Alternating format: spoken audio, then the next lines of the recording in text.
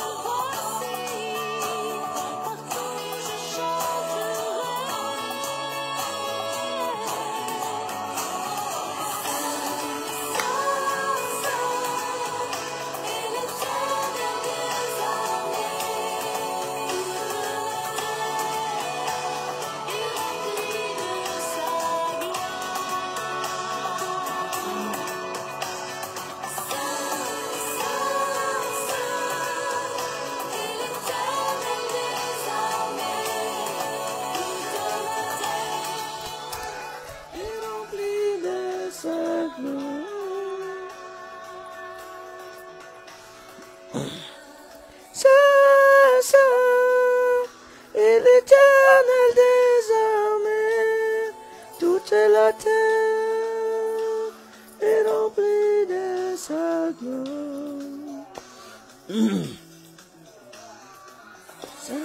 Ça, et l'Éternel des armées, toute la terre est remplie de sa gloire.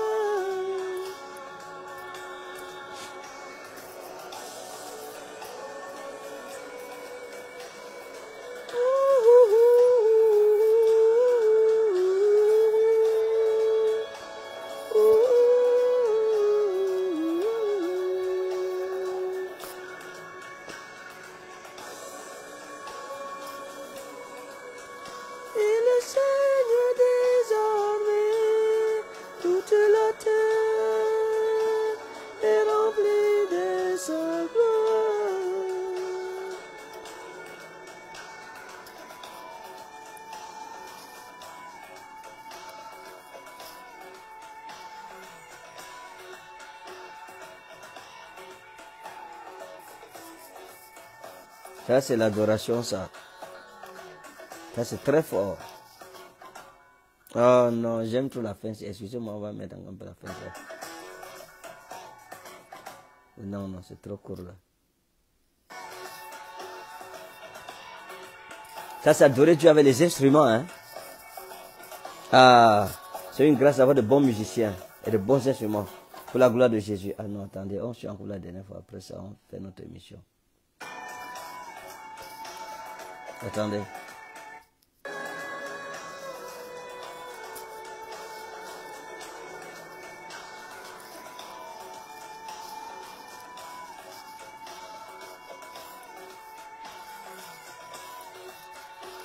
Wow. Suivez la musique. Oh là là.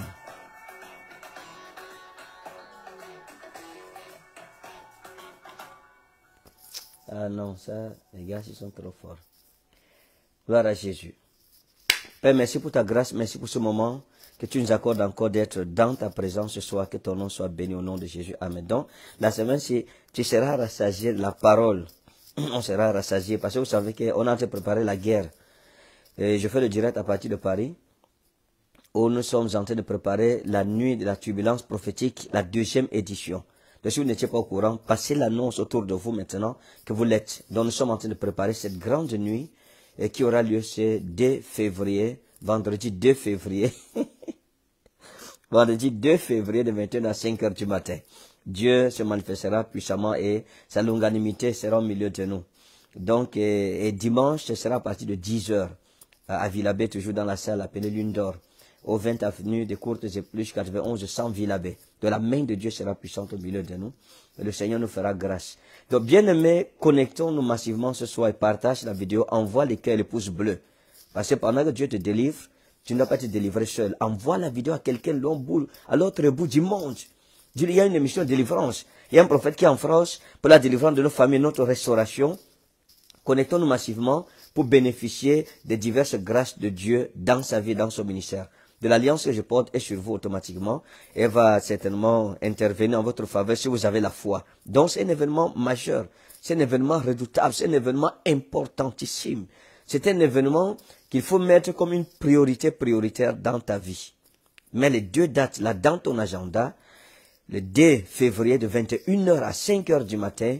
Et dimanche, le 4 février, à partir de 10h, le culte des familles avec consécration familiale à Dieu. On va lutter contre les hôtels familiaux. C'est pour cela que j'ai pris un temps pour enseigner, avoir une série d'enseignements sur les hôtels familiaux. Comment atteindre ces hôtels et les détruire. C'est quoi déjà un hôtel maléfique?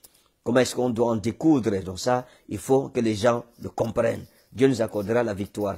Et comme j'ai eu l'habitude de le dire, vous pouvez quitter votre pays et venir ici pour ceux qui quittent l'Afrique ou bien d'autres nations pour venir en Europe se disant non, il y a trop de sorcellerie dans mon village. Si je vais en France ou je vais en Belgique ou je vais en Suisse ou je sais pas en Angleterre ou bien au Canada ou aux États-Unis ou en Allemagne, alors je serai délivré ou en Russie, je serai sauvé. Non, en fait, la distance n'influence en rien la puissance d'un hôtel maléfique dans ta vie. Non, non, c'est pas comme ça. Parce que dans la spiritualité, il n'y a pas d'espace. L'espace là, ça n'existe pas. L'espace n'est pas une barrière, la distance n'est pas une barrière. C'est-à-dire que les esprits sont libres de se mouvoir d'un pays à un autre en un clin d'œil. Vous voyez, c'est un peu, on a vu un peu le pouvoir du voyage de l'esprit à travers l'évangéliste Philippe, qui finissait de prêcher ici, disparaît, il apparaît de l'autre côté là-bas. Donc, ne pense pas que si tu fuis ton village et venir en Europe, alors automatiquement ta vie va doser. C'est pas forcément ça. Il faut d'abord vaincre les hôtels de ton village. Tu dois vaincre les sorciers de ton village, les démons moniteurs de ta famille. Il faut savoir que on hérite des hôtels familiaux. On hérite des hôtels familiaux. Il y a deux façons d'avoir les hôtels familiaux. On a les hôtels familiaux, les hôtels maléfiques par héritage. C'est-à-dire, il y a les hôtels héréditaires. Les hôtels sont d'abord héréditaires. La deuxième, c'est les hôtels qu'on a à cause de nos propres péchés, de notre révolte et notre rébellion vis-à-vis de Dieu. Donc, il y a deux types d'hôtels. Les hôtels hérités de nos parents. Les hôtels hérités de nos parents. La Bible dit que tous son péchés sont privés de la gloire de Dieu. À cause de qui? À cause d'Adam. Donc, le péché d'Adam nous a été imputé. Et nous sommes nés sous ce péché, sous la condamnation et le jugement de ce péché-là. Pourtant, on n'était pas dans le jardin d'Éden. Mais parce que ce sont nos parents qui ont commis cette erreur-là, alors automatiquement, nous tous, nous sommes là et on a besoin de rédemption. Il dit, tous sont péchés et sont privés de la gloire de Dieu. À cause d'Adam. Et en Israël, vous savez, il dit l'Éternel, lorsque Dieu a proclamé son nom devant Moïse, dans Deutéronome, je sais pas si c'était Deutéronome 33, il dit l'Éternel, qui punit l'iniquité et la rébellion, jusqu'à la troisième et la quatrième génération. Est-ce que vous comprenez? Il dit l'Éternel qui punit l'iniquité et la rébellion, jusqu'à la troisième et la quatrième génération. Donc ça veut dire qu'une famille où il n'y a pas Christ, une famille où il n'y a pas Jésus, la malédiction est héréditaire là-bas. C'est quand Jésus entre dans une famille qu'il met un terme à la malédiction. Donc c'est ça qu'il faut que les gens comprennent. Donc, il faut que Dieu nous aide à comprendre cela. Donc ce programme, c'est pour toi. Cette année, c'est ton année. Ne rate pas cette année. La Bible dit qu'avec Dieu, nous ferons des exploits. Donc viens t'associer à Dieu pendant cette nuit de prière et dis au Seigneur, Seigneur intervient en ma faveur, le Seigneur viendra et tu verras. On va prier ensemble cette nuit. Je sais que Dieu est bon et il manifestera une grande délivrance dans nos vies. Donc mettez ça dans votre agenda. Quel que soit le pays d'Europe où vous êtes, vous êtes en train d'écouter ce direct. Je suis déjà à Paris depuis, je suis arrivé encore. Ça veut dire peut-être 3-4 jours que je suis à Paris. Donc nous serons là-bas au 20 avenue des Courtes et plus 1100 Villabé, là-bas Villabé au niveau de la salle qu'on appelle la Lune d'Or. Pour vendredi le 2, pour la deuxième session, la turbulence prophétique, il y aura les bus qui vont porter les gens à partir de la gare de Villabé pour les amener au lieu de la prière. Et puis dimanche, le 4 février, nous aurons notre culte. Il y aura le culte et puis ce sera à partir de 10h toujours dans la même salle. Dieu se manifestera. Vous connaissez ce que Dieu a fait au milieu. Donc, depuis que je vis en France, Dieu fait des choses extraordinaires. Je me souviens, on était, j'étais au restaurant, l'autre j'avais les enfants et puis on était en train de manger. Et puis j'ai demandé à la dame, je lui ai dit, madame, est-ce que je peux avoir le cure-dent?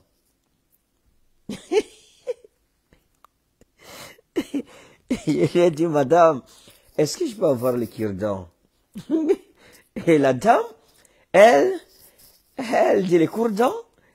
J'ai dit, madame, le cure-dent. Elle dit quoi, pardon, le cure-dent?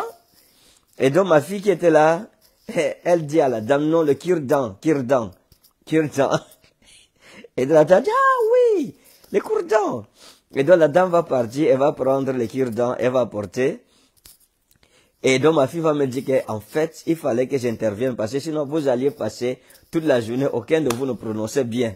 Et vous vous disiez cure-dent, elle a dit cure-dent, donc vous n'alliez jamais vous entendre. Il a fallu que j'intervienne pour que on puisse vous servir les cure-dents. Donc voilà. Donc bien aimé, c'est pour dire que j'espère que je vous parle dans un langage que vous comprenez. Les hôtels familiaux sont un problème fondamental dans l'église, les hôtels familiaux. Il faut lire la Bible de façon très attentive pour comprendre les hôtels familiaux. Vous savez, lorsqu'on parle des hôtels familiaux, je vais d'abord faire un brossage sommaire. Faisons un brossage sommaire d'abord, un survol. Et donc, vous allez vous rendre compte que quand vous lisez attentivement la Bible, vous verrez que ceux qui ont servi Dieu ont toujours eu des problèmes. Il y a eu certains problèmes qui les ont poursuivis. C'est pas tous les problèmes qui sont des hôtels familiaux, des hôtels maléfiques, non. C'est pas tous les problèmes en fait, non. Comment faire pour reconnaître un hôtel familial? Un hôtel familial est une MST. C'est une MST. Une maladie spirituellement transmissible. C'est une malédiction en fait. Quand on parle d'hôtel maléfique là, c'est une malédiction. Et quand on parle d'une malédiction, il faut que vous compreniez bien ce qu'on appelle la malédiction. La malédiction, c'est la présence d'un démon quelque part qui produit le malheur, qui fait souffrir les gens. Et la malédiction, elle peut être variée. Elle peut être dans ton corps, par la maladie, elle peut se manifester par le célibat, elle peut se manifester par la mort précoce, elle peut se manifester par les échecs répétés dans la vie. Donc, qu'est-ce qui fait dire qu'une personne souffre d'un hôtel maléfique? C'est lorsque, la chose la perdure dans ta vie. Elle résiste à la prière, elle résiste au jeûne, elle résiste à la sanctification. Là, il y a un problème quelque part. Oh mon Dieu, mon âme te loue parce que tu es bon, tu es vrai, tu nous aideras.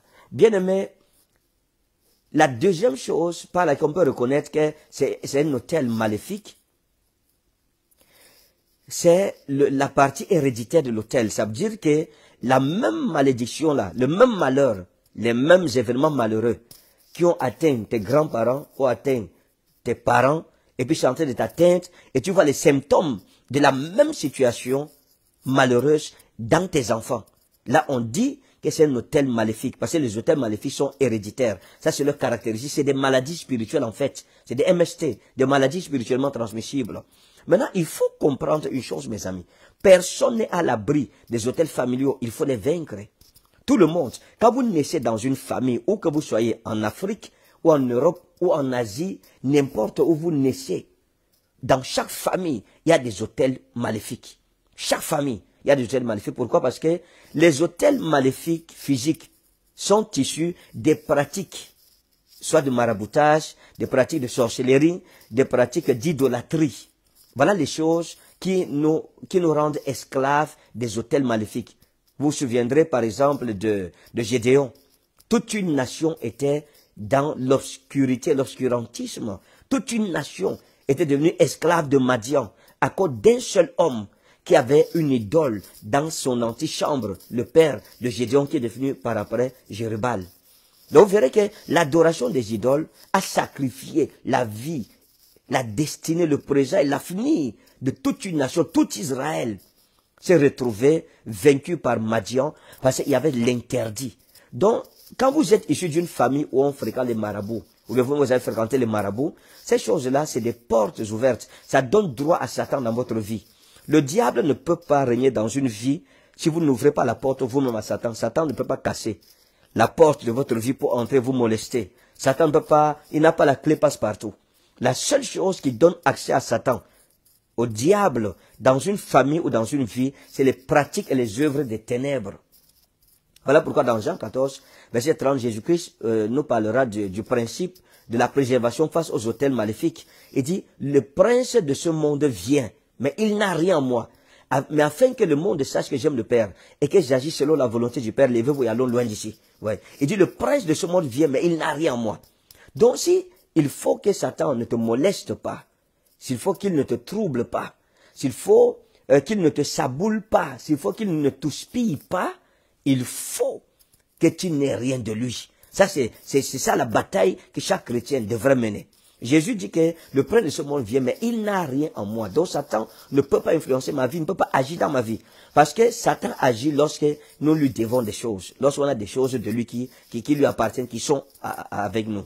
Maintenant, avant de revenir sur le principe des hôtels maléfiques, sur le principe héréditaire de ces hôtels-là, quelqu'un me demandera comment est-ce qu'on peut vaincre un hôtel maléfique.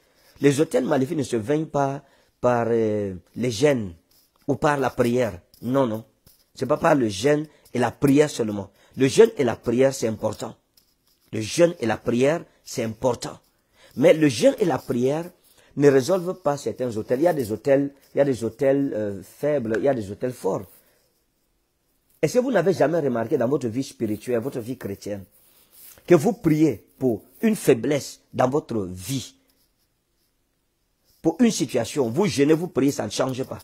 Vous faites tout, ça ne change pas. Pourquoi? Parce que la victoire sur les hôtels familiaux, La vitesse des hôtels familiaux, ce n'est pas la sanctification seulement, c'est pas la prière seulement, c'est pas le jeûne seulement. Il y a une clé à part. Ce qui a franchi des hôtels maléfiques et familiaux, c'est ce que Jésus-Christ a donné comme clé dans Jean 8, verset 32. Il dit, vous connaîtrez la vérité vous rendra libre. Donc on a la victoire sur ces hôtels quand on a la révélation, la connaissance de la parole de Dieu. C'est la connaissance de la parole de Dieu qui a franchi. Il dit, vous connaîtrez la vérité vous affranchira. Il ne dit pas vous gênerez, le jeûne vous affranchira, vous prierez et la prière vous affranchira. Toute prière sans connaissance est une récitation. Voilà pourquoi vous allez vous rendre compte que dans Matthieu chapitre 4, lorsque Jésus-Christ arrive dans le désert, alors il va faire face à beaucoup d'hôtels sataniques. Mais comment est-ce que Jésus a-t-il fait pour avoir autorité sur ces hôtels? C'est la connaissance de la Bible. Il est écrit. Donc on vainc Satan par il est écrit. Lorsque vous avez le il est écrit en vous, votre jeûne devient puissant. Quand vous avez le il est écrit en vous, la prière devient redoutable. Mais s'il n'y a pas le il est écrit en vous, ce qu'on appelle les tarémata, c'est-à-dire les rémas de Dieu, alors automatiquement ta prière deviendra une récitation et ton jeûne sera tout simplement une grève de la faim ou une abstinence. Tout simplement, il faut que les gens comprennent cela. Maintenant, on parle des hôtels héréditaires. Lorsqu'on parle des hôtels héréditaires, il faut savoir que quand vous naissez dans une famille, vous trouvez des malédictions. Une famille qui n'a pas Christ, vous trouvez des malédictions. Et la plupart d'entre nous, nous sommes nés dans des familles où il n'y a pas Jésus. Vous allez trouver, chaque famille est caractérisée par des hôtels particuliers. Chaque nation est caractérisée par des hôtels particuliers. Chaque village, chaque ville est caractérisée par un démon qui gouverne par des malédictions particulières. Chaque village est gouverné par un démon qui caractérise ce village par des malédictions particulières. Oh, Garita wa Inarosna Udalikum. Et chaque quartier est aussi gouverné par un démon qui caractérise ce quartier. Voilà pourquoi, et chaque maison est gouvernée, chaque famille, chaque individu. Voilà comment c'est réparti en fait. Quand on parle de malédictions héréditaires. Donc quand vous naissez dans une ethnie, automatiquement la malédiction de votre ethnie est sur vous d'abord. À moins que vous ne naissiez dans une famille qui est née de nouveau, qui a franchi de malédictions selon ce qui est dit dans les Saintes Écritures. Il dira que, oh, esen Christo kaine kitisis, tar kahia parelten idu gegonen kahine. Si n'importe qui est en Christ, il est une nouvelle création. Les choses anciennes sont passées par l'un de ces hôtels-là, de l'influence de Satan dans sa vie, et il dit idu gegonen kahine. Et voici toutes choses sont devenues nouvelles. Donc ce n'est que ça, la nouvelle naissance, la lumière, dit la lumière lui dans les ténèbres, et dit, oh scotia, ou katilaben, et les ténèbres voient la lumière s'enfuir. Quand Jésus arrive, il y a la délivrance, il y a la liberté. Mais quand il n'y a pas Jésus, il faut savoir que quand vous naissez dans votre famille, vous héritez des malédictions de votre famille. Vous héritez des malédictions de votre tribu. Parce que chaque tribu a ses malédictions. Il y a des tribus où on sait que c'est des ivrognes. Il y a des tribus, vous pouvez identifier vos malédictions. Dites-moi en commentaire quelles sont les malédictions de votre tribu. Il y a des tribus où on sait que c'est des ivrognes. Il y a des tribus où on sait que c'est des loubards, des maboules, des ignares. Là-bas, les gens ne fréquentent pas. C'est les illettrés. Il n'y a aucune élite, personne qui se lève pour marquer sa génération. Il y a des tribus où on sait que c'est la prostitution, c'est l'impudicité, c'est l'immoralité sexuelle. Il y a des tribus où on sait que c'est l'esclavage. Les gens sont juste esclaves. Il y a une esprit d'esclavage. Par exemple, quand vous regardez les nordistes, ils n'ont pas la malédiction, l'hôtel maléfique de l'esclavage. Mais quand vous partez, par exemple, dans le centre du Cameroun, le grand centre et le sud, vous allez vous rendre compte que les habitants du centre et du sud, ils sont des grands propriétaires terriens. Ils ont des grandes parcelles de terre et ils vendent toutes leurs parcelles de terre. Ils vendent jusqu'à leur maison. Ils vendent jusqu'à la parcelle où ils habitent. Ils vendent l'héritage de leur père aux étrangers. Et finalement, les étrangers vont bâtir et ils vont les employer. C'est-à-dire que les autochtones deviennent esclaves des halogènes qui sont venus dans leur village ou dans leur quartier. Vous allez donc voir que les gens du centre, là, le plus souvent, leur argent, ils vendent les terrains, mais ne construisent pas de grandes maisons. Ils ont des millions et des millions, des dizaines de millions, parfois des centaines de millions. Ils n'ont pas un grand magasin pour les affaires, ils n'ont pas une grosse maison, ils n'ont pas un immeuble qu'ils mettent en location. Au contraire, ils sont ivrognes. Ils vont de boire, ils gaspillent leur argent dans l'ivrognerie. Et puis, ils n'ont plus où habiter. Et quand l'argent finit, et quand les terrains, ils ont fini de vendre tout leur terrain, ils vont demander maintenant de travailler dans les chantiers des étrangers qui sont venus pour acheter les terrains chez eux. Je suis allé, par exemple, dans la plaine Tikar, et j'ai vu la même erreur là-bas. J'ai vu la même erreur. J'ai vu les Tikars autochtones vendre leur terrain aux nordistes. Ils vendaient leur terrain aux musulmans, aux nordistes. Et finalement, les nordistes les embauchaient dans leur boutique qu'ils ouvraient dans leur propre village. Et ils devenaient étrangers dans leur propre village. Vous voyez. Mais vous ne verrez pas un nordiste vendre l'héritage de son père. Vous partez dans toutes les principales villes du nord, c'est les nordistes qui ont la terre là-bas, ils ne vendent pas. Ils ne la vendent pas. S'ils vendent même la terre, ils vendent à un musulman et à un nordiste. Ils interdisent de vendre la terre à un non-musulman. Ils ont compris. Donc, ils n'ont pas le même hôtel. Vous voyez que le problème de ceux qui sont dans le centre et ceux qui sont dans la plaine Tikar, c'est pas le même problème que ceux du nord ont. Vous verrez, par exemple, toujours au centre, qu'il y a des hôtels maléfiques de l'ivrognerie. L'ivrognerie et la prostitution. Les gens du centre, le grand centre, le grand sud, vous allez voir que la majorité là, c'est l'ivrognerie, la prostitution, ils ne font rien avec leur argent. Mais vous partez chez les Bamileke, vous allez vous rendre compte que les Bamileke, eux, pourtant, ils sont riches. Ils n'ont pas les mêmes problèmes que ceux du centre et du Grand Sud, en fait. Eux, ils ont les moyens. Et sur le plan économique, ils ont une grande intelligence. Ils n'ont pas été attaqués, en fait. Mais eux, c'est sur le plan des hôtels spirituels, de l'idolâtrie. Eux, c'est l'adoration des crânes. Et cette adoration des crânes, donc, a des conséquences néfastes dans leur vie. Ça fait que, quoi que les gens aient l'argent, ils n'ont pas le bonheur. Ils n'ont pas la stabilité, ils n'ont pas la paix du cœur. Vous voyez. Donc il faut identifier d'abord les hôtels familiaux de ta famille. Quels sont les hôtels maléfiques de ta famille, de la maison de ton père ou de la maison de ta mère. Et voilà pourquoi je vais vous donner un secret. Je vais vous parler de quelque chose qui est très simple. C'est un secret, c'est une équation spirituelle simple pour vous aider, mes amis. Notez bien ce que je vais vous dire. Les hôtels familiaux commencent entre deux personnes. C'est quand on parle des hôtels familiaux, c'est la maison de ton père et la maison de ta mère, en fait. Donc, si vous naissez dans une famille où il y a des malédictions, ça veut dire que votre mère ou votre père, ou les deux, n'en ont pas décousu avec les hôtels familiaux, les hôtels de leur vie. Parce qu'on parle d'un hôtel familial, c'est l'hôtel de ton père et l'hôtel des parents de ton père, l'hôtel de ta mère, l'hôtel des parents de ta mère. C'est ça qui, les deux là combinés, on te donne ça. Tu hérites de ça automatiquement. Voilà pourquoi le secret que je voulais partager avec vous. Quand vous voulez épouser un homme ou épouser une femme, contrôlez d'abord si cette personne-là, quel est identifier les hôtels maléfiques dans la famille de la personne. C'est, je vous dis, c'est très sérieux. Hein. Les gens se marient aveuglément. Les gens se marient sans étudier un certain nombre de choses. C'est important. Prends le temps. Regarde l'homme que je vais épouser ici, la femme que je vais épouser ici. L'histoire de sa famille, c'est quoi? Quel est le background de sa famille? Ça se passe comment dans sa famille? C'est important. Ça se passe comment dans sa famille? Il faut faire attention. Lorsque tu vas épouser quelqu'un, une personne dans la famille de laquelle une personne se marie une fois, elle divorce, 2 fois elle divorce, 3 fois elle divorce, 4 fois elle divorce, 5 fois elle divorce, 6 fois elle divorce. Et tu pars dans une famille comme celle-là, il faut t'attendre à l'hôtel du divorce. Il faut bien te préparer, combat bien ce démon-là, rassure-toi d'avoir vécu cet hôtel avant d'entrer là-bas. Ou si tu veux entrer dans une famille où tu te rends compte que tel s'est marié, ça n'a pas donné. Tel autre s'est marié, ça n'a pas donné. Tel autre s'est marié, ça n'a pas donné. Il faut faire attention. Pardon. Ou bien, tel s'est marié, pas d'enfant. L'autre s'est marié, pas d'enfant. L'autre s'est marié, pas d'enfant. L'autre s'est marié, pas d'enfant. Ça sera possible que dans ton foyer, la même chose se répète. Donc c'est bon de connaître le background spirituel de la personne que vous épousez. Maintenant, bibliquement parlant, lorsqu'on parle des malédictions héréditaires, des hôtels maléfiques héréditaires, on peut prendre par exemple le cas d'Abraham. Lorsque Dieu appelle Abraham, et il faut savoir, oh Seigneur, aide-nous, Seigneur, aide-nous.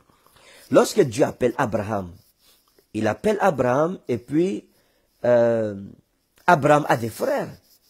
Et tous se marient. Mais tous ses frères, leurs femmes accouchent sauf Abraham. Sauf Abraham. Pourquoi? Parce que le diable s'attaquera toujours à celui qui a une grande destinée. Lorsque le diable sait que vous avez une grande destinée devant vous, votre vie sera compliquée sur cette terre.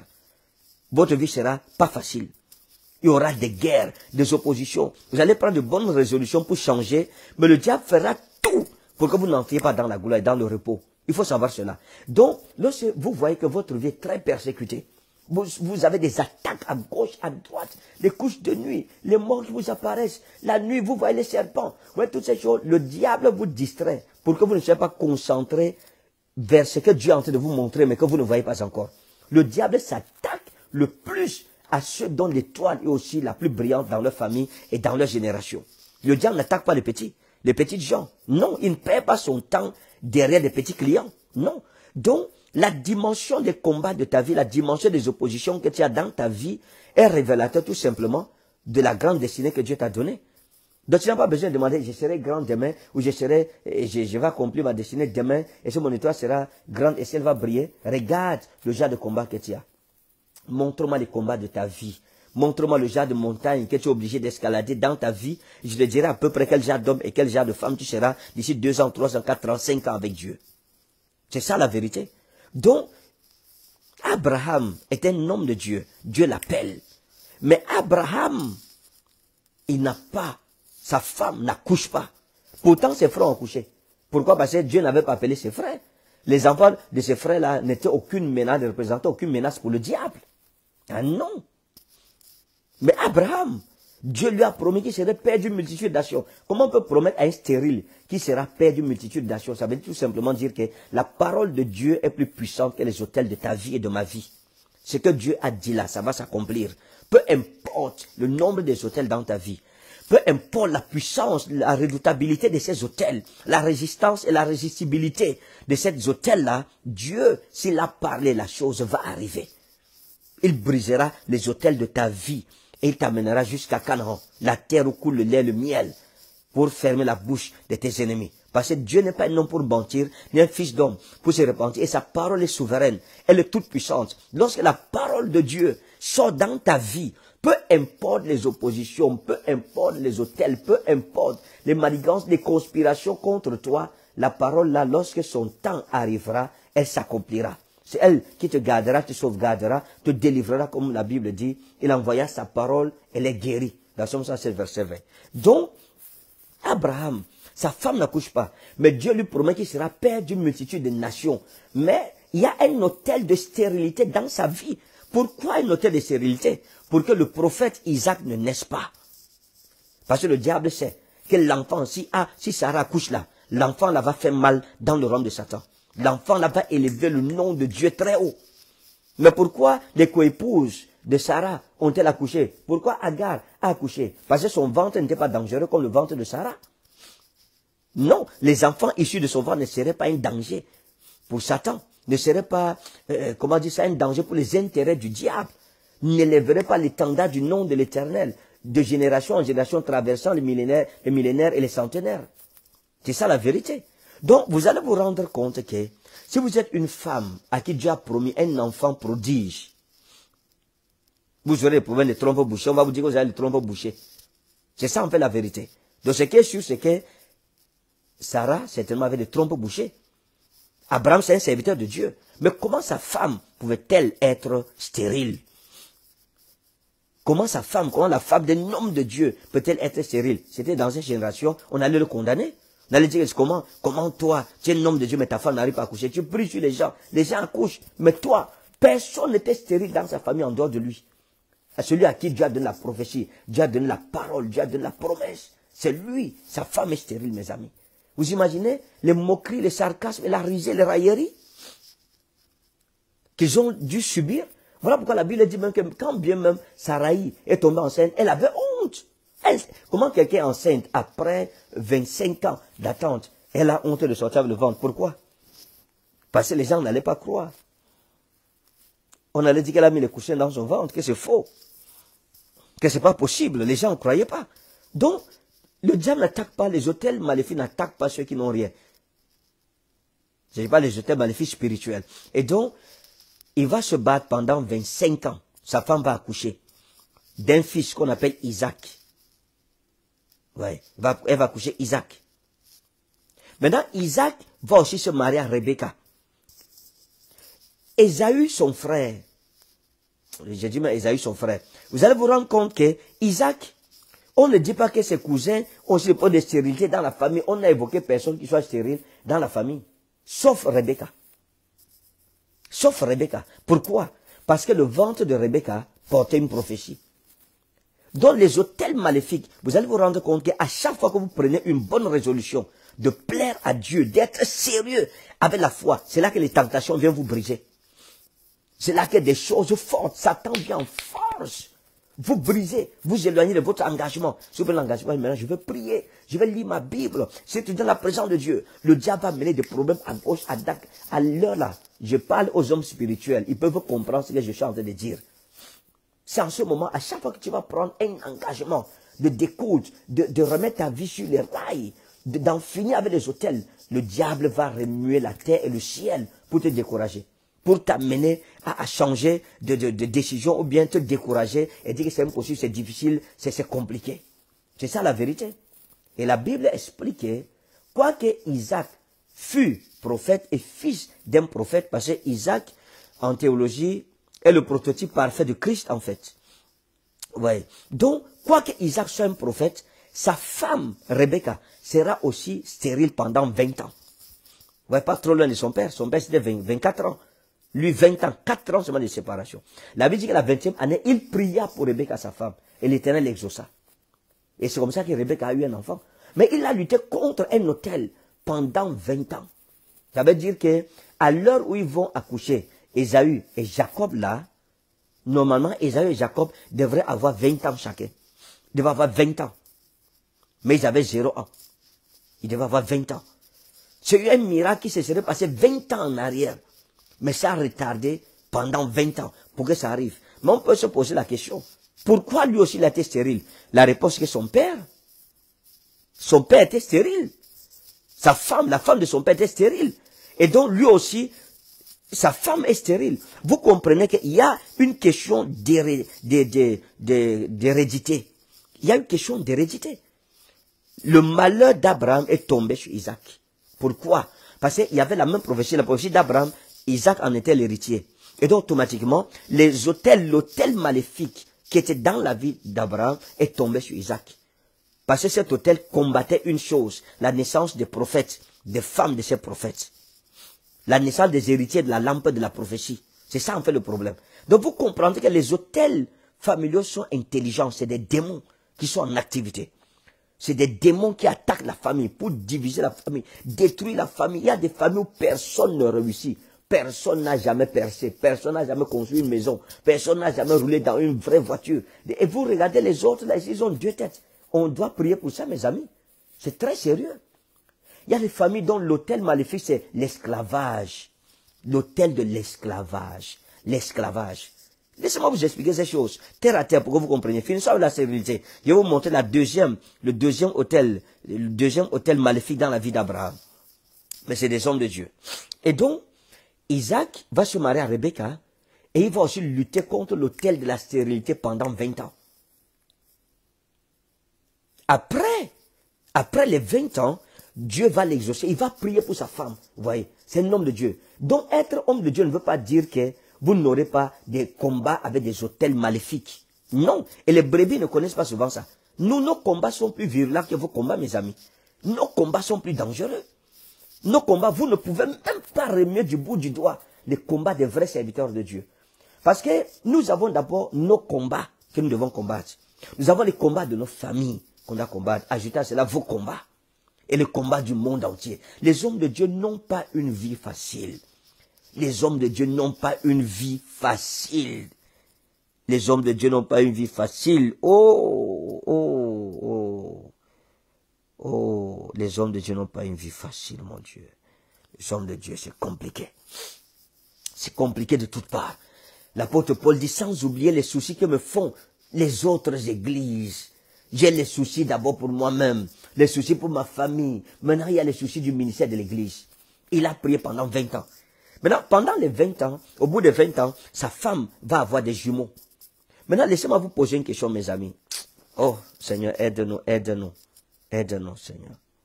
Aide-nous.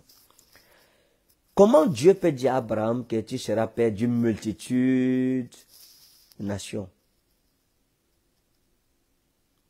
Et sa femme légitime accouche un seul enfant. Sincèrement. Et puis, la Bible dira aussi, Isaac il va venir à son tour, il va accoucher 2 enfants. Il aura 2 enfants. C'est grave. C'est grave. La guerre était rude. Elle était rude. Pendant ces années de stérilité, qu'est-ce que les gens disaient d'eux? Ah, c'est un homme de Dieu. Pourquoi il n'a pas d'enfant dans son foyer? Vous ne comprendrez pas que l'homme d'autrui est en train de se battre avec un autel. Parfois, même c'est à cause de l'église même que cet autel attaque. Peut-être parce qu'il a délivré une famille. Maintenant, le démon, l'autel se déplace pour venir s'implanter dans sa maison et il lutte pour déraciner cet autel et chasser. Il cherche la délivrance de sa famille, la délivrance de l'église en même temps. Voilà pourquoi il faut prier pour les hommes de Dieu. Il faut aimer vos hommes de Dieu. N'écoutez pas les brebis égarées qui parlent sans respect des hommes de Dieu. Soutenez vos hommes de Dieu. La Bible dit, frappe le berger et les brebis se disperseront. Donc, le moyen le plus simple pour le monde des ténèbres, la géostratégie de Satan, c'est de frapper, d'attaquer les bergers. De nous attaquer en fait. Les souffrances des hommes de Dieu sont énormes. Ils sont gravissimes. Et donc cet homme va pleurer, il va crier, il va prier pour sa femme. Il va porter le fardeau de sa femme. Il va l'aimer, la soutenir dans ces moments difficiles. C'est pas comme les hommes d'aujourd'hui, ta femme n'arrive pas à accoucher, elle n'arrive pas à enfanter, tu commences à la blesser, à l'insulter, à dire que non, comment elle n'a pas d'enfant, ça veut dire quoi? Toi, tu veux pas de femme stérile, tu vas aller prendre une deuxième fois, ou bien tu iras dehors, c'est que tu n'as pas aimé la femme là. On n'aime pas la femme pour les enfants. Si ta femme n'arrive pas à accoucher, tu dois l'aider plutôt, tu dois l'encourager, tu dois prier avec elle, tu dois l'exhorter, tu dois la fortifier, lui donner des paroles bénissantes. Et ensemble, cette épreuve, vous devez la traverser jusqu'à ce que Dieu vous donne un enfant. 20 ans après, ils ont eu l'enfant. Et quand ils ont eu l'enfant, parmi les 2 enfants, celui qui était l'héritier de la lampe de la prophétie, c'était Jacob. Ésaü, lui, il a eu ses femmes, il a eu des enfants, aucune de ses femmes n'était stérile. Mais la femme par laquelle le fils, l'héritier de la lampe de la prophétie, et ouvre les yeux. Abraham et Jacob a eu au moins 4 femmes. 2 femmes et 2 concubines. Il a pris les servantes de ses femmes, de ces 2 femmes. De Léa et Rachel, c'est Rachel qui était stérile. Parce que c'est elle, la mère de Joseph et de Benjamin. Parce que c'est Joseph qui était l'héritier immédiat, qui allait porter la flamme, la lampe de la prophétie. Sa mère était stérile. Pourquoi Léa n'était pas stérile? Parce que Satan connaissait que Joseph, le ventre, ce qui allait sortir du ventre de Rachel était dangereux. Et Rachel est morte en accouchant. Elle est morte de suite d'accouchement difficile. Comment vous pouvez expliquer ça? Pourquoi Dieu n'a-t-il pas sauvé sa vie, mes amis? Quel est même ce Dieu? Quel est Dieu? Qui est Dieu? Qui est notre Dieu? Pourquoi Dieu ne l'a pas préservée? Pourquoi elle est morte? La femme d'un prophète meurt de suite d'un accouchement, mon ami. D'abord, on dira qu'elle était d'abord stérile. Maintenant, voici alors, elle meurt. Comment une servante de Dieu peut-elle mourir sur une table d'accouchement? Aujourd'hui, on dirait, si Isaac était un Camerounais, on allait dire, il a vendu sa femme pour avoir l'onction. C'est ça la vérité. Il a vendu sa femme. Il a vendu sa femme. C'est pour ça qu'il a l'argent. Son argent là, il a vendu la femme. On dirait même que la femme est stérile comme ça, il a vendu le ventre de sa femme. C'est ça la vérité. Heureusement qu'il n'était pas Camerounais. C'est ce qui les a sauvés, mes amis. Heureusement qu'il n'était pas Camerounais. Nous autres hommes de Dieu camerounais, on est dans le pétrin des sales draps en fait. Dès qu'il y a quelque chose, tu as vendu ta femme. Dès que ton enfant meurt, tu as vendu l'enfant. Dès que ta femme n'arrive pas à coucher à temps, tu as vendu les entrailles de ta femme. On a vendu le marché là, c'est où? C'est avec quelle monnaie? C'est le franc, c'est fort bien l'euro. Il faut nous aider à comprendre aussi. On a vendu, on ne sait pas où le marché se trouve. Il faut faire attention, mes amis. Pourquoi Rachel a-t-elle été attaquée? Parce qu'elle portait un prophète. Donc vous allez voir qu'il y a cet hôtel, il y a cette hérédité des hôtels maléfiques. De père en fils, de père en fils, de père en fils, de père en fils. Ça a été comme ça. Maintenant, le deuxième hôtel, dans la vie d'Abraham, quoi qu'il était un grand homme de Dieu, il avait des hôtels aussi maléfiques. Être un homme de Dieu ne veut pas dire que tu n'auras pas un hôtel qui te résiste. Nos hôtels sont même plus dangereux. Ils sont plus dangereux. Nos combats sont plus farouches. Ils sont plus farouches, mes amis. Il n'y a pas de pitié dedans. Il n'y a pas de pitié parce qu'il y a des gens que le diable hait le plus sur cette terre. C'est les hommes de Dieu, les servantes de Dieu. C'est ça. Quand je vois les jeunes, oh, Dieu t'appelle à son service, tu es content, tu organises la fête. Quand je suis sorti du séminaire de théologie, mes collègues ont organisé la fête et tout ça, ils dansaient, ils mangeaient, ils buvaient, ils louaient le Seigneur. Moi, j'étais en brousse en train de pleurer parce que je connaissais que mes problèmes avaient commencé là-bas. J'étais un homme vendu à la guerre, que ma vie n'allait plus être facile, que j'avais perdu ma vie, d'homme normal. Hein? Aujourd'hui, le nom de Canet Ferdinand, il y a des gens qui m'insultent, qui me condamnent, qui disent que je suis sorcier à cause de Christ. Parce que je suis un homme de Dieu. Parce qu'ils ne comprennent pas certaines manifestations de l'esprit dans ma vie. Mais si j'étais un homme simple, ces gens-là, on aurait de bonnes relations en fait. Donc, il faut comprendre cela. Je savais que ma vie est vendue, je suis foutu dans tous les cas. Et maintenant, ma réputation, mon honneur, ce n'était pas important. Mais la réputation de Christ serait ma priorité en fait. Je savais à quoi j'avais été vendu. Dieu m'avait vendu pour sa gloire. Maintenant, vous vous rendez compte que Abraham, lorsque le Seigneur lui a donné Canaan, il est arrivé à Canaan. Et puis, il a été étranger dans sa propre terre. Ça veut dire que Dieu lui a dit, il te donne la terre, va. Il quitte son pays. Il arrive à Canaan. Mais il est étranger dans la terre qui lui était donnée. Il n'a pas pris possession de cette terre. Elle ne lui a point appartenu. Et la Bible va donc expliquer que Abraham va donc donner naissance à Isaac. Isaac sera lui aussi étranger dans une terre qui lui appartenait, mon frère. Oh, oh, oh, oh. Oh, qui es-tu, Seigneur? Qui es-tu? Comment Dieu peut-il dire à un homme, va, quitte la maison de ton père et je te montrerai la patrie qui t'appartient, la terre qui est la tienne. Il fait le voyage. Dieu ne lui dit pas que je veux te donner ça. Tu n'auras pas ça maintenant. Il arrive là-bas. Pam. Aïe. Mais j'ai envie de me lever. Seigneur, ouvre-nous l'esprit pour comprendre les saintes écritures. Maintenant,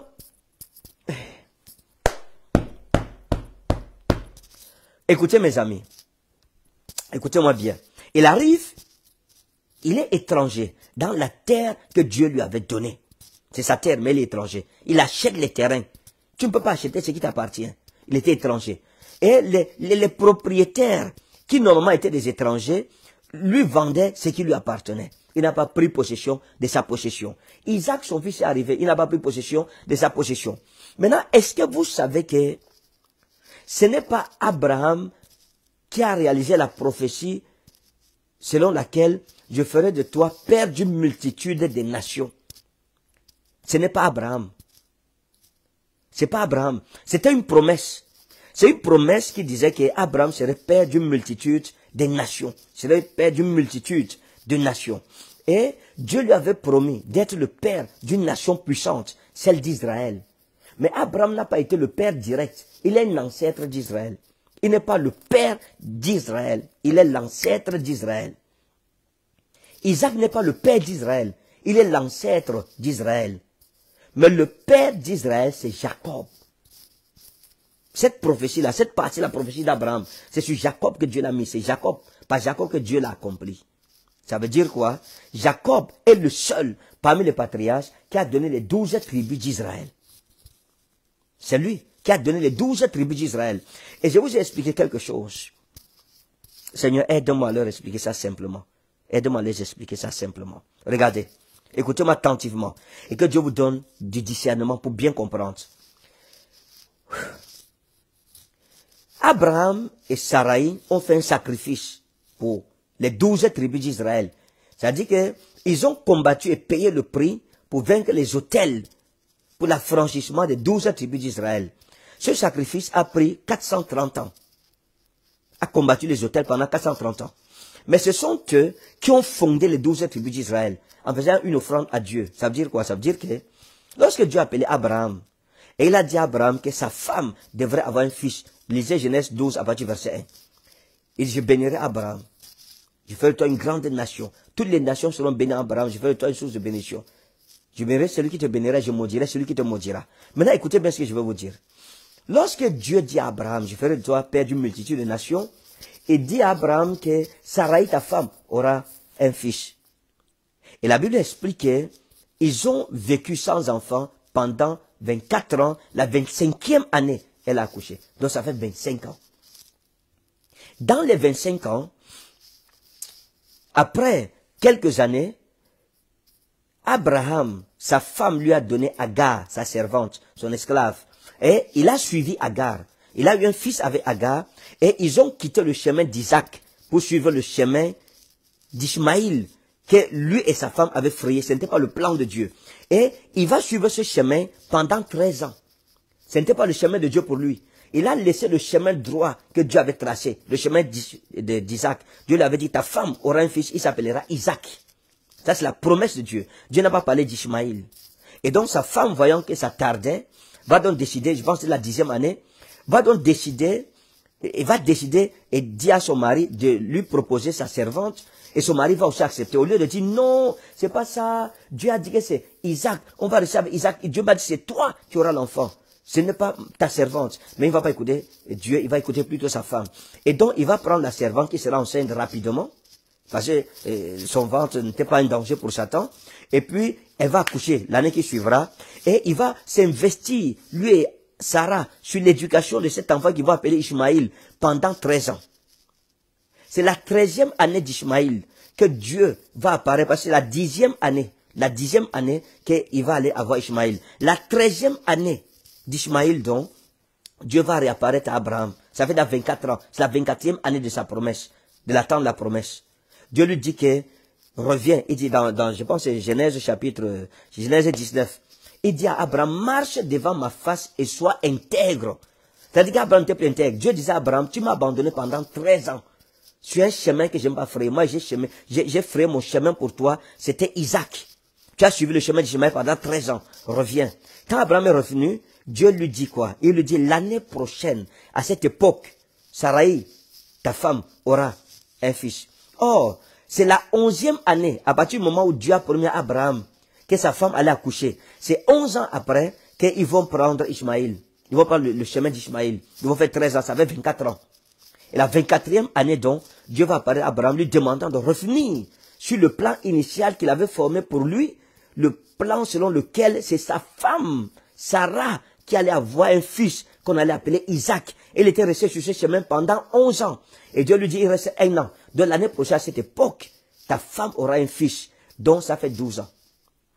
Ça veut donc dire quoi? Ça veut dire que, si vous prenez, vous enlevez sur 25 ans les années de désobéissance d'Abraham et d'égarement qui sont de 13 ans, il reste 12 ans. À partir du moment, le calcul est très simple. La promesse que Dieu a donnée à Abraham concernant l'accouchement d'Isaac par sa femme Sarai, au début, selon le plan parfait de Dieu, devait durer 12 ans. Pas 25 ans. C'était 12 ans. Ça a duré 25 ans parce qu'il y a eu un hôtel. Satan les a attaqués en les éloignant du plan de Dieu. Satan les a découragés de rester fidèles au plan de Dieu. Pourtant, ils étaient restés 11 ans fidèles. Mais quand Dieu dit 12 ans, c'est 12 ans. Même si tu t'égares pendant 20 ans, 30 ans, tu vas revenir finir tes 1 an qui te restent. Ils ont fini les 1 an en fait. Ils ont fini les 1 an. Et maintenant, vous allez comprendre. Chaque année de stérilité de Sarah, la grande mère d'Israël, des 12 tribus d'Israël, elle portait une tribu d'Israël dans ses entrailles. Il faut que les gens comprennent cela. Chaque année de stérilité, dans le plan de Dieu, parce que Sarah, selon le plan de Dieu, a été stérile pendant 12 ans. Voilà le plan initial de Dieu. Les 13 années qui sont ajoutées, ça c'est eux qui ont ajouté ça à leur vie. La désobéissance va repousser ta délivrance. La désobéissance, quand tu quittes le chemin de Dieu, tu repousses ta souffrance. Tu entres dans les souffrances. Tu prolonges ton épreuve en fait. Ouais. Donc, vous allez voir que dans le plan prophétique de Dieu pour Sarai et Abraham, c'était 12 ans de stérilité. Et c'était prophétique. Chaque année pour une tribu d'Israël. Donc pendant les 12 ans là, de plan de Dieu, Sarai a porté une tribu d'Israël. À la 12e année donc, elle va accoucher. Elle a porté une tribu d'Israël pendant jusqu'à la 12e année. Ça fait 12 tribus. La 12e année donc, elle va accoucher. Elle va accoucher Isaac. Et donc Isaac a en lui les germes des 12 tribus dans ses reins. Il va transmettre les 12 tribus, mais il ne va pas produire les 12 tribus. il va transmettre les 12 tribus à Jacob. Et c'est Jacob donc qui va amener à l'existence les 12 tribus. Il aura 12 fils qui feront les 12 tribus d'Israël. Vous voyez. Mais il y a un problème. Jacob étant donc le patriarche d'Israël, parce que son nom d'abord c'est Israël. On n'a pas appelé la nation Abraham ou bien Isaac. On l'appelle Israël. Parce que c'est lui qui va donc concrétiser la prophétie de la nation d'Israël, des 12 tribus, des 12 princes d'Israël. Et donc, il est donc le père légal de la nation d'Israël. Automatiquement, la nation d'Israël lui est redevable sur le plan spirituel. Son cordon ombilical est relié à la nation d'Israël parce qu'il y a il y a ce qu'on appelle le phénomène des règnes en fait. Le phénomène des règnes. Le phénomène des règnes, c'est quoi? Ça veut dire quoi? Ça veut dire que dans Deutéronome, Dieu dit à Moïse que Lévi, la famille de Lévi, la tribu de Lévi, qui est celle d'Aaron, ne devrait pas payer de dîmes ni d'offrandes. Elle ne devrait pas travailler, elle ne doit pas travailler. Elle ne doit pas payer de dîmes. Mais toutes les dîmes et les offrandes revenaient à la famille de Lévi, parce que comme elle était consacrée à Dieu, elle ne cultivait pas, elle ne vendait pas, et donc les autres allaient faire toutes ces choses-là, et ils apportaient la part de Lévi. Lévi était donc interdit de payer la dîme et les offrandes. Mais l'apôtre Paul va expliquer un mystère dans la vallée de Chavé, lorsque Abraham va croiser Malchisadek, le roi de justice, de Salem et de paix. Donc, Abraham va payer la dîme. Il paye la dîme à Malchisadek. Et qu'est-ce que Paul dit? Il dit que Lévi, qui normalement ne doit pas payer la dîme, a payé la dîme à travers Abraham, parce qu'il était dans les règnes d'Abraham. Comprenez donc qu'Isaac avait dans ses règnes les 12 tribus d'Israël, qu'il a donné à Jacob. Et Jacob donc a concrétisé cela. Et il a mené à l'existence les 12 tribus d'Israël. Étant donc le patriarche direct des 12 tribus d'Israël, automatiquement, les autels maléfiques de sa vie influenceront ses enfants. Et la Bible dit quelque chose de triste. Seigneur, de triste.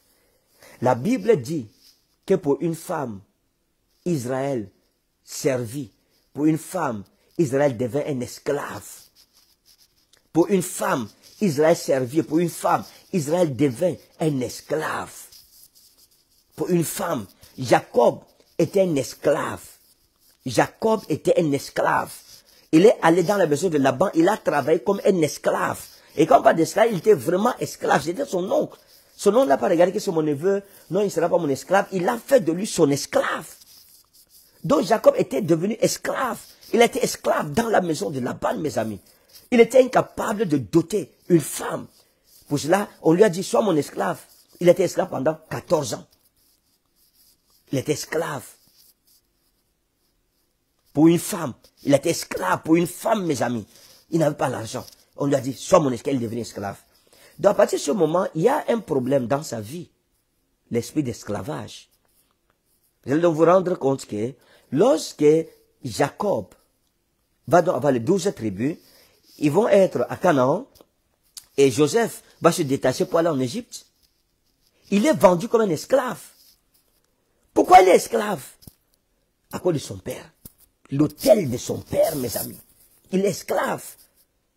Il est esclave parce que l'ADN spirituel de son père coule dans ses veines. C'est ça la vérité sur l'héritage des autels maléfiques, mes amis. Il est esclave, il est vendu comme esclave. Il va se battre, Dieu sera avec lui, et puis immédiatement il sera le premier ministre de l'Égypte.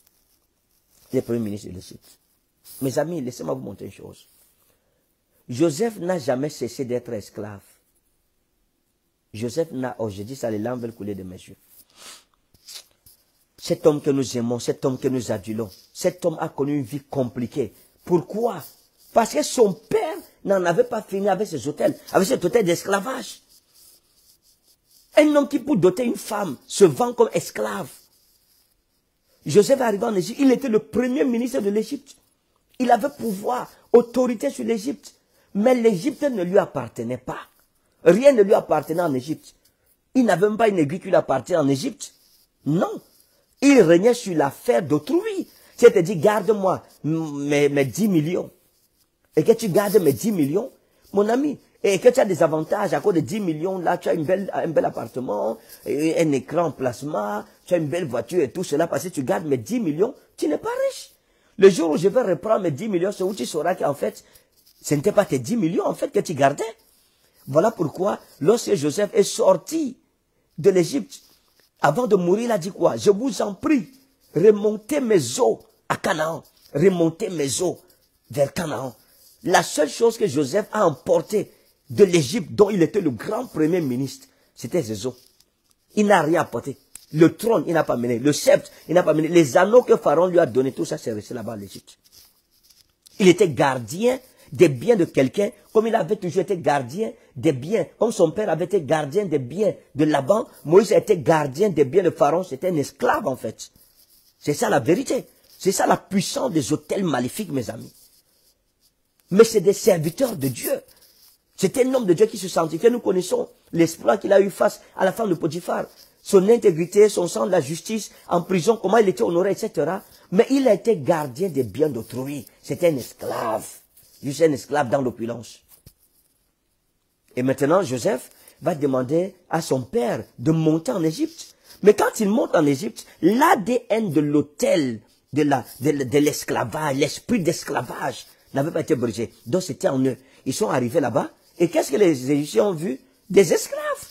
De même que l'autre, Laban, quand il a vu Jacob, il a vu l'opportunité d'un esclave, de l'exploiter comme un esclave. Quand Joseph est arrivé en Égypte, tout le monde l'exploitait, voyait en lui l'opportunité pour l'exploiter comme esclave. Et quand Jacob est venu avec tous ses fils, alors les Égyptiens ont vu l'opportunité de les exploiter comme des esclaves parce qu'il y avait un esprit qui faisait qu'ils soient esclaves des autres. Mais c'était des serviteurs de Dieu. Ils n'en avaient pas décousu. C'était un problème, mes amis. Donc aller à l'étranger, c'est même pas ça qui résolvera ton problème. Ça ne résolvera pas ton problème. Non. Jacob était prophète, mais il était dans des bondages, c'est-à-dire dans des liens spirituels puissants.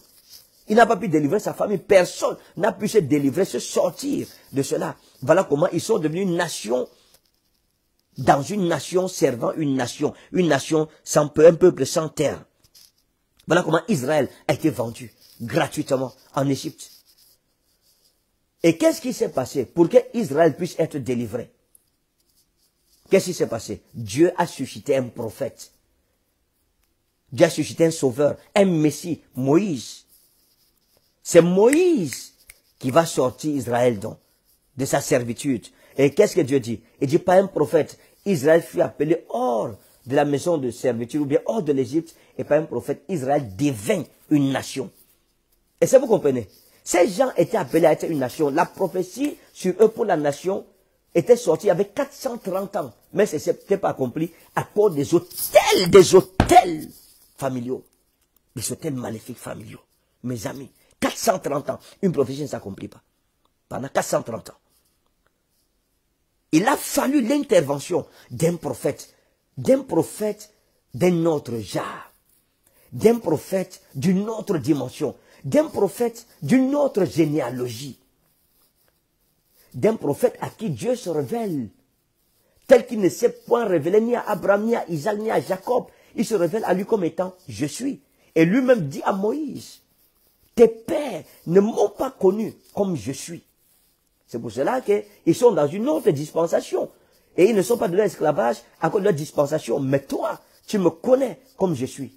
Et si Moïse retrouvait Abraham, Isaac et Jacob, il leur disait, je suis le serviteur de je suis, il lui demandait que je suis, c'est que notre Dieu ne s'appelait pas je suis. Donc, lorsque vous êtes dans une situation d'esclavage comme celle-là, il faut quelqu'un qui est dans une autre dispensation supérieure, plus forte, plus puissante que la vôtre pour vous sortir de là. Et voilà pourquoi Moïse a été le seul qui a donc sorti Israël de la maison de la servitude. Quels sont les autels de ta famille? Je veux prier avec toi ce soir. Que le Seigneur te bénisse. Donc, vendredi sera terrible. Nous allons prier contre les autels maléfiques. C'est-à-dire, la nuit de prière, si, je t'en prie, mange bien. Ce vendredi 2 février, le 2 février, à Villabé, au 20 avenue des Couteurs et plus 91 100 Villabé. Tu ne viens pas briser les autels de la maison de ton père, de ta mère, les autels de ta propre vie. C'est que tu n'aimes pas ta vie, tu es méchant. C'est que tu es méchant. Si tu as la possibilité de venir et que tu ne viennes pas, mon ami, tu es méchant. Tu n'aimes pas ta vie. tu es ton premier et plus grand ennemi. Tu te fais du mal à toi-même. Si tu entends ma voix ce soir, ce n'est pas le fruit d'un hasard. C'est l'Esprit de Jésus-Christ qui est en train de te convoquer à cette grande cérémonie de délivrance des autels maléfiques, des autels sataniques. Dieu va nous délivrer de ces choses-là. On va prier jusqu'à ce que Villabé sera secoué. On va prier, invoquer le nom du Seigneur. Ces autels seront vaincus dans nos familles, dans nos vies, dans le nom de Jésus-Christ de Nazareth. Et dimanche, on viendra représenter nos familles. Je veux oindre nos familles pour la victoire sur les autels maléfiques cette année. Ta famille va briller, ton étoile va briller, ton nom va traverser les confins de l'univers au nom souverain de Jésus. Quels sont les autels de ta famille? Tu peux laisser ça en commentaire. Ça peut être le célibat, ça peut être les déceptions amoureuses, ça peut être les maladies incurables ou bien les maladies curables mais qui tuent cependant des gens. Quels sont les autels de ta famille? Tends ta main avec moi, je vais prier avec toi ce soir. Au nom de Jésus de Nazareth, je prie pour la délivrance de ton peuple. Seigneur, toute personne captive des autels maléfiques soit libérée maintenant. Au nom souverain de Jésus. Père, je tends ma main vers mon téléphone sur lequel il y a les noms des autels. Autel. Qui que tu sois, sois jugé, soit détruit. Dans le nom puissant et souverain de Jésus-Christ. Autel, qui que tu sois, je te condamne, dans le nom de Jésus-Christ de Nazareth. Mon Père et mon Dieu, que la délivrance soit donnée à ton peuple, que la restauration soit donnée à ton peuple, dans le nom de Jésus-Christ de Nazareth. Merci parce que tu m'exauces, merci parce que tu es vivant, merci parce que tu es au-dessus de toutes choses. Personne ne demeurera dans ces hôtels. Seigneur, Boraza wa Annas Raïdaou, Garita wa Innas Laïta Falita wa Anna Gorne, Inastravo Baruki Anna Eloki. Père, toute personne qui souffre des hôtels de maladie, de malédiction, de limitation, de blocage, de déception sentimentale, déception professionnelle, dans leur vie de pauvreté, quels que soient les hôtels, Seigneur, secours ton peuple. Lève-toi, ô Dieu, et que tes ennemis se dispersent. Lève-toi et que les ennemis de ton peuple se dispersent. Dans le nom puissant et souverain de Jésus-Christ. Père, cette nuit, que ces hôtels soient jugés. Que ces hôtels soient jugés. Que ces hôtels soient jugés. Que ces hôtels soient jugés. Au nom puissant de Jésus. Tout sorcier, dans ta famille, dans ton village, qui a pris un jour ton nom ou le nom d'un de tes parents, de tes aïeuls, de tes ancêtres, pour proclamer des malédictions, nourrir un autel en mettant vos vies comme sacrifice sur cet autel. Je déclare dans le nom souverain de Jésus, la distance n'est pas une barrière dans le règne spirituel. Quel que soit le pays dont tu es originaire, les anges de Dieu sont libérés pendant que je parle.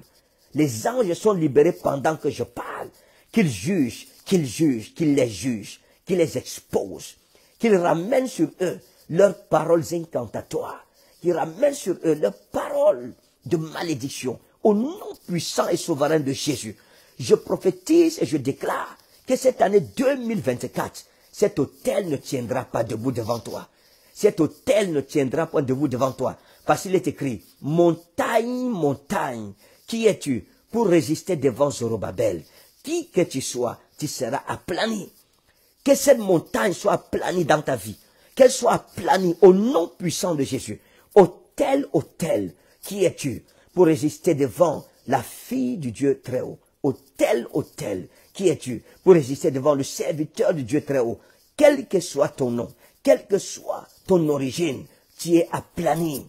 Tu es aplani. Tu es aplani au nom puissant et souverain de Jésus. Je déclare que ton étoile commence à briller. Tout domaine de ta vie où la mort avait englouti la vie, je déclare que la vie reprend contrôle sur toi. La vie, ta lumière commence à briller. Ta lumière commence à briller. Ta lumière commence à briller. Les choses qui ne marchaient plus pour toi commencent à marcher et à courir à toutes jambes dans le nom puissant et souverain de Jésus. Cette année ne sera pas une année de déception pour toi, ni une année de pleurs, ni une année de regret, ni une année de remords. Je refuse ça. Aucun sorcier ne gouvernera ta vie.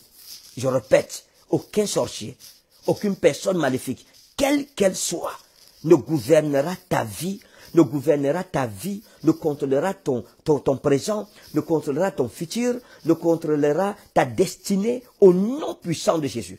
Je bâtis une muraille de feu autour de toi, autour de ta famille. Et je déclare que quiconque va juste montrer son doigt en ta direction, que son droit et sa main soient consumés par le feu de la jalousie de l'Éternel. 1000 tomberont à ta gauche, 10 000 à ta droite, tu ne seras pas atteint. Tu ne seras pas atteint. Tu ne seras pas atteint. Tu ne seras pas atteint. Tout décret de mort dans ta vie, j'annule ça. Si ton nom était déjà dans leur liste, on avait dit que tu vas mourir, tu es le prochain à mourir. Dans le nom de Jésus-Christ de Nazareth, mon sauveur, j'efface ton nom. Et j'inscris le nom de tes bourreaux. Ils vont mourir à la même date, en temps et en heure. Ils vont mourir dans la même journée, en temps et en heure. Je parle comme prophète du Dieu vivant. Dans le nom de Jésus de Nazareth. Tu ne mourras pas. Aucun de tes enfants ne sera égorgé dans la sorcellerie. Cette année, que Dieu ferme la bouche de tes contradicteurs, de tes ennemis. Dans le nom puissant et souverain de Jésus-Christ. Amen. La nuit de prière, préparons-nous fortement, mes amis. La nuit de prière, c'est 2 février. À Villabé, 20 avenue de Courtes et Plus, 1100 Villabé, la salle, la lune d'or. S'il te plaît, prépare-toi bien. C'est la nuit de ta délivrance. Voilà la nuit que Dieu a réservée pour toi, ici à Paris. C'est ta nuit. Quel que soit ton pays autour d'ici, ne manque pas cette nuit. Dieu te bénira fortement et puissamment. Et dimanche, revêtez des vêtements de fête. Dimanche le 4 février à partir de 10h toujours, dans la lune d'or. S'il vous plaît, c'est une injonction de prophète. Elle est prophétique. C'est l'Esprit de Dieu qui m'a dit de le dire. Parce que 2024 sera pour toi le commencement d'une année de festivité avec Dieu, d'exploits, où tu vas pulvériser des records parce qu'il est écrit avec Dieu, nous ferons des exploits. Donc ce dimanche, 10 février, habillez-vous avec les vêtements de fête. Prends ton habit de fête, la porte ça. La même chose pour tes enfants. Habillons-nous bien, mets-toi dans tes 34 ou tes 32 ou 42 ou n'importe quoi. Dans tous les cas, mets-toi bien. Tu peux mettre tes talons, mets tes talons. Parfume-toi. Bien comme ça, là. Mets ta belle chemise là. Habille-toi, mets ta belle robe là. Habille-toi comme ça, viens. Quand ainsi parle l'Éternel, je mets devant toi une saison de fête. Il y aura une prophétie, des prophéties fortes. Ce dimanche, des proclamations prophétiques redoutables. Cet autel doit tomber. Cet autel dans ta vie doit tomber. Parce que tu n'es pas né pour accompagner les autres. Mon ami, tu as une destinée à accomplir et tu vas l'accomplir. Et Dieu m'a envoyé en France pour t'obliger à entrer dans cette destinée. Où tes ennemis ont dit que tu n'iras jamais. Ce que Dieu a dit va arriver. Au nom de Jésus, parce qu'il est écrit, Apocrypto Pilatos, o Gegrapha, Gegrapha. Et Pilate leur répondit, ce que j'ai écrit, je l'ai écrit. Que Dieu te bénisse au nom de Jésus-Christ. Passe une belle nuit. N'aie pas peur. La semaine, si c'est ta semaine, un prophète est dans la ville, dans la nation, et dans cette semaine, vous serez en sécurité. Que les anges vous apparaissent cette nuit pour commencer à vous révéler les yeux, les visages cachés de ceux qui vous ont fait du mal, de ces agents de Satan dans nos familles, dans ton lieu de travail, partout. Dieu va te parler. Et vendredi, il y aura des révélations encore fortes. Dieu va encore se manifester puissamment. Que Dieu te bénisse et dormons dans sa présence et dans la tranquillité de sa beauté, au nom précieux souverain de Jésus. Amen. Rendez-vous demain, dès qu'il sera 10h du matin, pour une autre édition du combat contre les autels maléfiques. Et par la grâce de Jésus-Christ, le soir de demain, 21h, on aura une autre édition jusqu'à vendredi et dimanche. Que Dieu te bénisse. Je suis en train de penser aux célibataires. Dieu me met fortement à cœur. Dieu me met fortement à cœur de faire un séminaire avec les célibataires avant de rentrer. On en a besoin. On aura besoin de ça. Donc prions que ce soit rendu possible. Que Dieu te bénisse au nom précieux souverain de Jésus-Christ. Shalom. Bye.